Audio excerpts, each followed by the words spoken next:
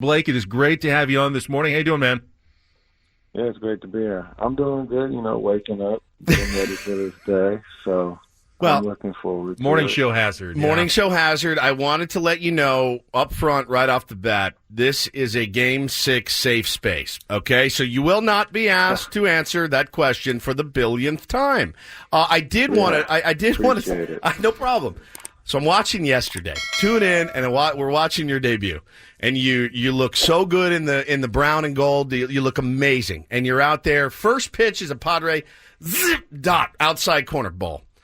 Okay? Next pitch as a Padre, zip, outside corner, just paint it, ball.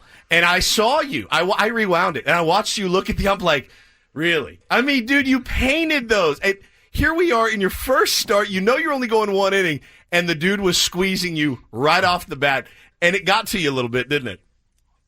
Yeah, well, I haven't pitched in a while, so being able to feel those emotions again and the excitement of it, it was something that, it's just I can't really control. I've never been able to control the first time I pitch. There's so much excitement going on, and I've been looking forward to this since the last out I made the season before. So then when I throw a first pitch strike and he balls me, and my goal is to pound the strike zone, he's kind of getting in the way of that. So then when I throw another strike and he calls it a ball, now I'm looking at him like, so you had a bad off season because you weren't working on nothing. So when I look at that, I get frustrated. But again, this is spring training. I have to control my emotions. I have to get better at that. I'm aware of it. But yeah, there was a lot of strikes called balls yesterday, and it was pretty frustrating. Well, the curve was the worst. You threw a curveball. I think it was to the second or third batter. He called the ball, and I'm yelling at. I tweeted, "This umpire's terrible," and it was 4 pitches into the game. Yeah, I'm looking at him like, what do you want me to do? Throw it down the middle? I'm scared to even throw it down the middle because it might be a ball. We loved it. If I did that, I was going to get ejected in my first game. That would have been a bad legend status. Now I get it. You know what, rookie? At least there's a perception. Rookies can get squeezed at little umps. Usually give veterans, especially Cy Young Award winners, maybe a little maybe edge of the black, a little bit more. Have you noticed that at all as you started your career and then established a reputation, won a Cy Young Award, that you feel like you get more calls, or is that just something that us fans think? Yeah, it's more like you fans will think. But again, when I'm out there and I'm really locked in, that won't get to me, so I won't really think about what the ump calls. He's going to call what he's going to call, and I'll adapt, and I'll learn his zone, and I'll find where I can get favors in the zone. But, yeah, spring training, I'll show my emotions, I'll get mad, but usually, within the next couple starts, I'll be able to control those, hone those in, and start focusing on who cares what the ump says. It's a ball or a strike. I can't control that, and let's move forward. We are talking to Padres pitcher Blake Snell. It's such a pleasure to do so. Your piece that you wrote for the Players Tribune was unbelievable. Got tears in my eyes, man. I'm a dad myself. I got 2 boys, and I was reading about your relationship with your dad, but there was one thing that jumped out at me. When you were talking about it, you said, I was the worst player on the team. I couldn't wrap my head around that, at all. And then, I couldn't, because, you're a big leaguer now and a Cy Young winner, and you've, been at the very highest level. And I couldn't wrap my head around a time where Blake Snell was the worst player on the team. And what did your dad do? You said, my dad always knew. How did your dad know? And how did he continue to, make sure you stayed interested in the game so that you could get to where you were? Or are? Yeah, well, when I was younger, all the way up to 12, I dominated at every level of the game. And then 13 to 16, I was just small. I wasn't big. I couldn't produce a lot of power because I didn't have a big body to do so. So the team I was on was the best team in the state, one of the best teams in the nation. All these dudes are 6'3", and I'm over here at 5'6", telling my dad I don't even belong on this team. Why am I I ain't gonna play baseball. I'm gonna play basketball and stuff like that. But and he's like, you're 5'6". You're not playing basketball. You're 5'6". You just said it. Yeah, and he's looking at me. He's like, you're gonna grow. Like, look at me and your mom and your older brother. Like, you're gonna grow. Like, you're gonna be big. So I didn't believe him, but I did believe him at the same time. So I just kept working. Like, every day I show up, I'm like, I'm gonna be better than these guys. And then that kind of like created the work ethic and the mental toughness of it doesn't matter where I'm at. I know where I'm going. And once I did all of that, then I was able to really take off. But I mean, it was a battle for sure for at least a couple of years. But then once I grew, oh my God, like it wasn't even fair. I started throwing 95. I wasn't like uncoordinated. Like I was still coordinated with my body. I went from my sophomore year going into my junior year. I was like 5'6" to 6'3", and then no stretch marks. Thank God. Yeah, so I was looking really healthy and good. Really skinny frame at the time because when I was 5'6", I had a little bit of meat on me. But obviously, when you grow that much, the meat is going to go away because it's getting stretched out. So pause. So it's been, it was quite the journey. And then I remember when I went to school, like I didn't think about how much I grew because I didn't really like know or feel it. But then like everyone was looking at me like, who's the new guy? So that was pretty funny. I remember that very like clearly.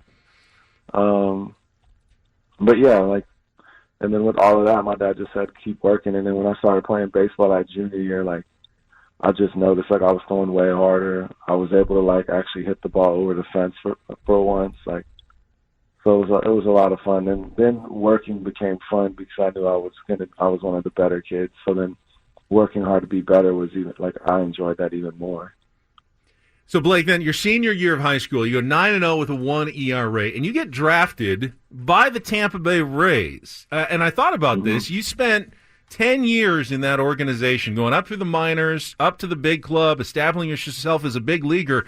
You're still just 28 years old. That means you spent over a third of your life in one organization, and all of a sudden, here you are adjusting to being a San Diego Padre just for, the last couple of weeks. Really, how has that been for you, that adjustment period? Yeah, it's been good. It's still weird because, you miss everything about what was comfortable back in Tampa. Like, even like yesterday, like my routine, like that I would do before games, like I was 10 minutes early, but that's because like the people that I used with Tampa allowed that to time up the way I wanted it to. So starting to like figure out how I'm going to like time up when I need to be ready, when I need to be on the field, when I need to be throwing and all of that. Like, that's something that I'm going to have to get used to. But it's just super weird because everything with Tampa, I knew what I was doing. I was comfortable. I knew every day what I had going on. I knew my routine to a T. So here I just got to get people around me that will understand that can help me. And then once I do that, we'll be good. But from a player standpoint, like, I get along with these players like really well, and it was very easy. The coaches have been, easy to get along with. It's more like I need to do a better job of like remembering names because I'm terrible with that. So my biggest thing has been like, hey man, what's up? Like, I'm not saying a name, and then when I hear their name, I'm like, all right, remember that. But the hey man or hey bud, that it works. It works for a while. Like my co-host, we've been here 2 years. He has no idea. He goes, "Hey, I'm bad. I'm just like Blake. How you doing, I'm pal?" really bad. I know the guy with the long blonde dreadlocks is Fernando. If yes, you need any help, we know that guy certainly. I wanted to ask you, Blake. Look, it's spring training. Everyone's kind of figuring out roles, right? And your role. Your role is a starting pitcher. Where do you want to pitch? Do you want to be the 1? Do you want to be the 2? Do you want to be the 3? Do you care? Does it matter to you? Do you want to, is that something you think about? It doesn't matter. I want to dominate this season, and I want to be the guy that we lean on in the postseason. That's what I want to be. That's an easy answer. 1, 2, 3, 4, 5. I don't care. Like, whose number is that? I don't care. Well, it's not my number. I know I'm a number 1, so. Well, and now I don't need to look. Yeah. Well, now you're number 24. And that was a bit of a fun story. Right now, that was a fun story in the off season. Look, we're all Padre fans. One thing you'll come to know, Blake, pretty quickly is the loyalty. You can't give them enough content. You just can't. There's not. We could talk about anything having to do with Padres, and they love it, and we love it too. But the number saga, you wanted number 4. You approached Will Myers, I guess, with this idea. Now, Will wasn't super he wasn't super keen to share many details of this. I wonder if you are. Nah. All right, so number 24. That's it. Blake Snell. That's your number. I know Will did say, hey, you're going to win more Cy Youngs as 24 than you ever did as 4, right? Oh, God. So good. Not the plan, but yeah. Oh, no. All right, I'm trying to read between the lines here, but I think we just move on. I think we should move on at this point. It's getting a little awkward. That's a safe place. Okay, yeah. Let's ask about then the pineapple. The rivalry with the safe word. Safe word. Oh, all right. Word the Padres fans hate is Dodgers. I can't imagine you're a big fan either. You got the first look at him on Saturday in the Cactus League. I guess Trevor Bauer, they announced he's going to be pitching on Saturday against the Padres. What was your reaction when you saw they signed Bauer? You faced him in the World Series last year. Now you're in the division. You get 19 games against this team. It should be pretty epic this year, Blake. Oh, what? Yeah, I can't wait. It's going to be a battle. That's what I've been waiting for this. Yeah, I can't wait. It's going to be fun. I like the energy in our clubhouse. I like how we talk. I like how excited we are to face them. I mean, I can tell a lot of guys don't like them, which is, it's cool. It makes baseball fun. I like the rivalry. I want all the people talking crap. I want both sides talking crap. Let's have fun with it. But yeah, they got Bauer. They can get whoever they want. I like our team. I like our odds. I like what we're putting together. And I feel like as long as we're talking to each other in the right, positive way and keep pushing to be the best team we can be, whatever they're going to be, I mean, that's fine with me.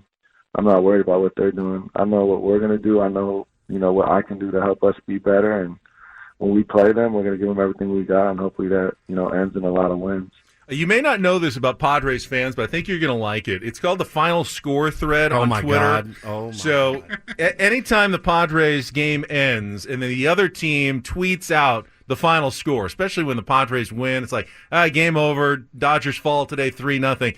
Padres fans will tweet at them. They will at them hundreds and hundreds of times with memes. Thousands and, sometimes. Videos and GIFs or GIFs. I'm not even sure how it's pronounced. The first win over the Dodgers will break the It's going to break the Twitter, internet. You don't have to post, but you should definitely check that out. I think you'll enjoy that based on kind of what I've seen from you on social media and the internet so far, Blake. Yeah, I'll enjoy it. They're crazy. It's a crazy scene. Everyone is so starved for a winner, Blake, and that's when when we got you, Darvish, and just all the moves that we made in the offseason to shore up this team. I can't tell you, man. The it's so real and palpable. Everyone's so fired up for the season. Wanted to ask you though, how has the talk been amongst the fellow pitchers about the fact that you will be grabbing? I mean, you just said you hit one over the fence or a couple over the fence in high school. You're going to be grabbing a bat again. It looks like is the rumor you're going to be hitting. How do you feel about that? Are you bummed? Are you happy? I would say I'm bummed or I'm happy. I would say I guess I'm looking forward to hitting now. But that doesn't mean I'm not going to go up there and try to get knocks and try to help the team win. So looks like I got to get better at being a hitter, and I'm fine with that. Getting the bunt down. I mean, I'm not really the bunter, but I'll for sure get the bunt down. It would be terrifying to go up there. Just don't hurt yourself. Yeah, please don't. And also, I mean, based on this interview and the response on Twitter so far, Blake, everyone is clamoring now for you to sign a 14-year extension to stay here in San Diego. So long. I don't even know if I want to play for 14 more years. That's a long time. Long time, man. Blake, I got 14 years. I got 3 left. Yo, I'm good. Blake, I got one word for you. Give me a cane. Pineapple. You're good. Pineapple. We're done. We're off. You're safe. You're ready. You can go on with your day. Get some work in, and we're looking forward to seeing you back here at Petco Park in just a couple of weeks, man. Yeah, no, I can't wait. I appreciate you guys for having me, and looking forward to more of these conversations. Us too, man. Yeah, Thanks very much. We're probably looking forward to it more than you are, actually. That was but thank awesome. you. Blake Snell.